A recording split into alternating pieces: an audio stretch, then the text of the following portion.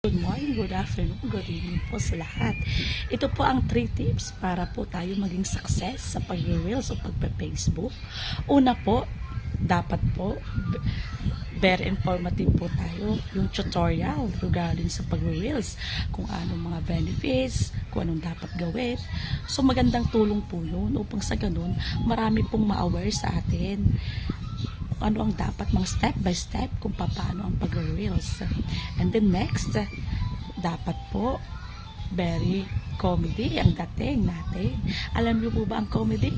Ibig sabihin kasi sa buhay ngayon, napakarami na pong toxic.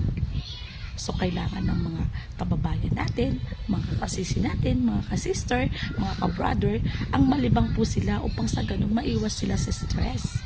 And then next, alam mo pa ba, pangatlo, ang gustong-gusto ng mga Pilipino ay ang pagkain. Di po ba? Kahit sa ibang bansa, sino po bang hindi gusto ang kumain?